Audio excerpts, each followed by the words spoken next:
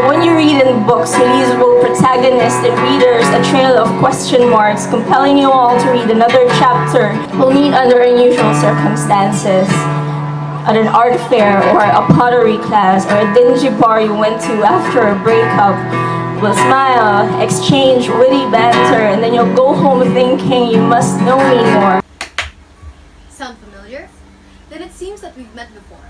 Hi, I'm a Manic Pixie Dream Girl. What, or more appropriately, who exactly is a Manic Pixie Dream Girl, also known as the MPDG? Well, the label was first used by Raven in 2007 to describe Kirsten Dunst's character in Elizabethtown, defining her existence as solely in the fervid imaginations of sensitive writer-directors to teach broodingly soulful young men to embrace life in all its infinite mysteries and adventures. The Manic Pixie Dream Girl has been so commonly used in media that we've been reduced to a trope of unruly wardrobes, impulsiveness, and maybe even a dash of hair color. However, ultimately, the MPDG reduces women into paper-thin characters with charisma and not much else.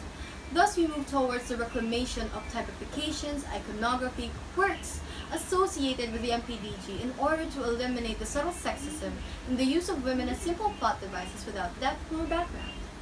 Now that you know who we are, aren't you wondering where else you've encountered the MPDG? As media is the greatest form of mass communication according to SEBA in 2016, it's understandable for the most prominent portrayals to be displayed in both film and print media. In fact, there's even an existing Wikipedia page with reliable sources attached that lists no less than 30 characters, including characters portrayed by Katharine Hepburn, Audrey Hepburn, Marilyn Monroe, and even Liza Minnelli. However, the more recent examples of the MPDG include Margot Roth Spiegelman from Paper Towns and Mary Elizabeth Winstead in Scott Pilgrim vs. the World. Filipino media has also had its fair share of MPDGs, and the most relevant one being Stella, in Isang Daang Tula para kay Stella. A shocking addition to the list, however, is Paige O'Hara's Belle in the animated classic Beauty and the Beast, which only proves that even one of the most objectively empowered Disney princesses, she's mainly used as a plot device. Thus, it's uncommon for real-life people to associate real women to the trope of Manic Pixie Dream Girls. The ubiquity of this stock character in mainstream movies has real-world implications, as BDC Wire has developed a MPDG-o-meter of sorts back in 2015. The characteristics shown may translate into real life and thus become a device for reducing actual women into a trope. In its perpetration, there is such a mind conditioning that happens in which we are made to think that men grew up to be the hero of their own stories, while women, we wait to be a supporting role in someone else's. The Manic Pixie Dream Girl may serve as a catalyst for male transformation, and such perpetration of this recalls the arguably racist undertones of the magical Negro trope. In the cinema of the United States, the magical Negro is a supporting stock character who comes to the aid of a white protagonist in a film. Magical Negro characters often possess a special insight or mystical powers.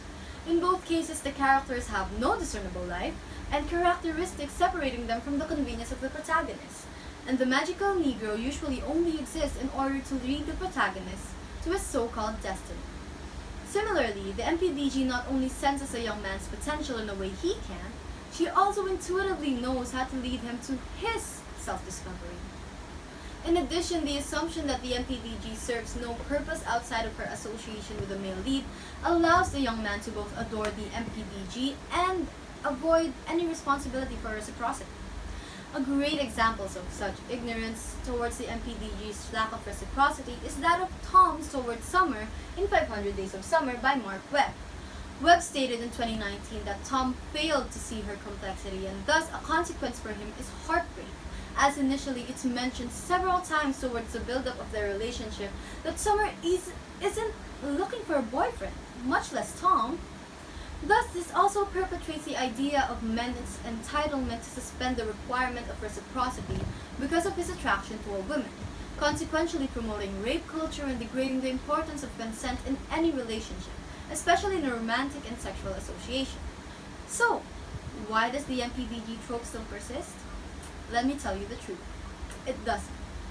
Film, especially those under independent screenwriting, use basic iconography to build mythical female stereotypes both through visual and stylistic motives attached to genre conventions. thus easily associating not only stylistic portrayals but behavioral and psycho-auditory themes with such trope. But truly, the Manic Pixie Dream Girl trope in recent years is being depowered, if not discontinued altogether. Strong female leads have been rewriting the trope in itself and thus reclaiming all the quirks of the MPBG without casting her off to the side. Many counterexamples exist, however, the prevalence of iconography associated with the MPBG subsequently blurs the line of deconstruction, as the character continues to possess many visual typifications. For example, Annie Hall's character, portrayed by Diane Keaton, has been disproved to be an MPBG as she has her own goals and aspirations. However, many continue to classify her as such according to her appearance and behavior. Kate Winslet's character as Clementine openly recognizes the trope toward the end of the movie and rejects it in a remark made to Jim Carrey's Joel, "I'm not a concept." This is found in the movie Eternal Sunshine of the Spotless Mind. The lead character of God Help the Girl, Eve, is an open subversion of the trope, as the actress portraying Eve has been said to approach the character with a mindset of the anti-MPBG. Though crucial, the reclamation of the iconography and quirks that make a Manic Pixie Dream Girl persists, although albeit slowly. Nonetheless, its importance cannot be disregarded, as many subcultures of a toxic, male-serving mindset are consequentially perpetrated by allowing this trope to survive and persist. The deconstruction of the concept allows for female characters to be three-dimensional, alongside copious amounts of personality, thus viewing women as protagonists. Furthermore, it translates into real-life situations, women being regarded as complex characters instead of being reduced to a single adjective, may it be a girly girl, a chaotic girl, a crazy girl, or simply a girl that's unlike other girls. Referring to them as such demonizes the other one-word descriptors, ranking them, and thus putting one type of women over the other, while it simply pits women against each other should they subvert from a male-serving mindset. But that's an argument for another time. So, hi, I am a Manic Pixie Dream Girl. Intelligent, passionate, chaotic, loving, unique, quirky, feminine, strong woman, just like the other girls.